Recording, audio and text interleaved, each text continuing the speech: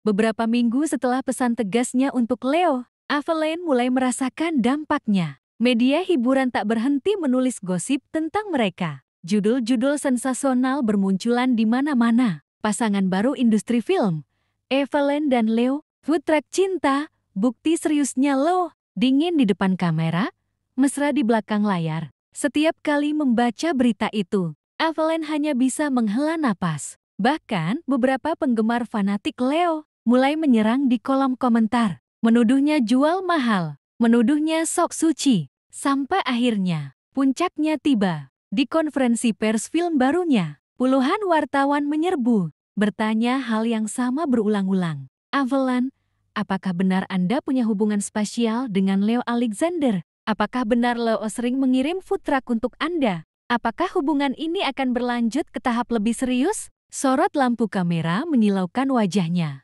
Avalanche sempat menunduk, lalu tersenyum tipis, senyum yang penuh ketegasan. Saya ingin meluruskan, ucapnya tenang. Saya menghargai perhatian Kak Leo sebagai rekan kerja. Tapi saat ini, saya tidak menjalin hubungan dengan siapapun. Fokus saya hanya karier dan karya saya. Saya tidak ingin nama saya dipakai untuk gosip. Ruangan mendadak hening. Lalu kilatan kamera kembali meledak. Di sisi ruangan, Leo hanya bisa tersenyum kaku. Tatapan Avalanche padanya jelas. Ia tak mau dipermainkan gosip. Setelah acara, Marshy berbisik, "Kamu luar biasa, Avalanche." Tegas di depan media, itu langkah besar. Tapi siap-siap, gosip ini bisa makin panas. Atau justru mati setelah ini. Avalanche hanya mengangguk pelan. Aku nggak peduli gosipnya. Yang aku pedulikan cuma pekerjaanku. Orang yang benar-benar menghargai aku akan tahu siapa aku sebenarnya.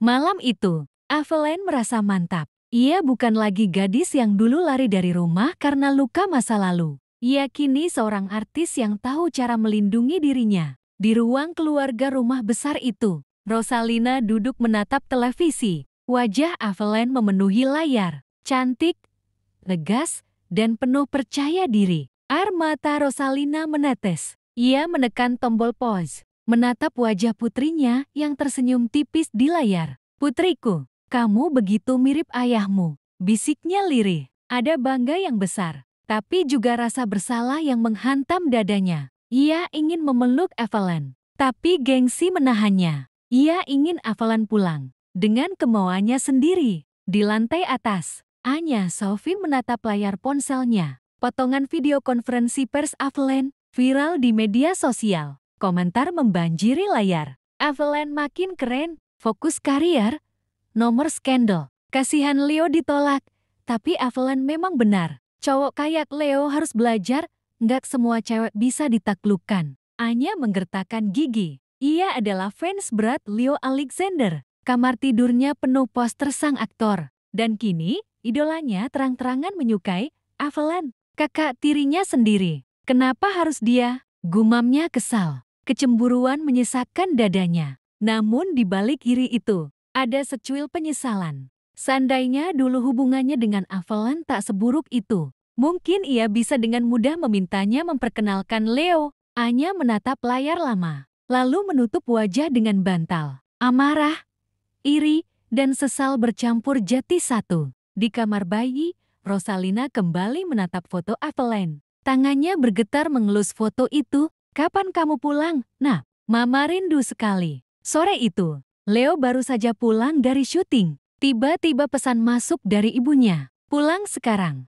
Ayahmu ingin bicara. Jangan cari alasan." Hatinya langsung berat. Ia tahu, ini pasti serius. Begitu sampai di rumah besar keluarga Alexander, suasana terasa tegang. Ayahnya, Adam Alexander, duduk di kursi utama, wajahnya dingin dan tajam. Duduk, suaranya berat dan tak bisa dibantah. Leo menelan ludah, lalu duduk. Ibunya diam di samping, gusar dan cemas. Adam membuka percakapan dengan nada tajam. "Aku sudah cukup diam melihat tingkahmu di media. Kamu mempermalukan keluarga ini." Leo terperanjat. "Mempermalukan? Ayah, aku hanya..." "Diam," bentak Adam. "Kau pikir pantas pewaris keluarga Alexander mengejar seorang artis? Kau tahu pandangan orang-orang kelas atas terhadap dunia hiburan?" Leo mengepalkan tangan. Evelyn bukan sembarang artis.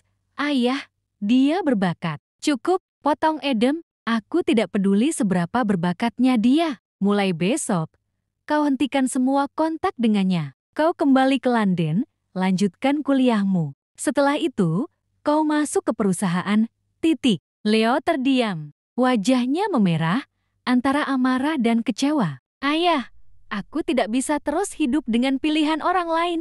Ini hidupku. Adam berdiri, suaranya berat dan tegas. Selama kau membawa nama Alexander, kau tidak punya hidup sendiri. Dan soal pasangan, itu keluarga yang akan menentukan. Ruangan hening. Leo menatap ayahnya dengan mata berkaca. Untuk pertama kalinya, ia benar-benar merasa terjebak di antara dua dunia yang bertolak belakang. Malam itu, Leo duduk sendiri di kamarnya, menatap ponselnya lama, hendak menulis pesan untuk Evelyn. Namun urung, ia hanya terdiam, menatap kosong ke dinding, merasa kehilangan dunia yang membuatnya hidup. Cahaya malam menyorot dari jendela. Evelyn dan Leo, dua bintang muda yang sama-sama kuat, tapi kini berjalan di jalannya masing-masing.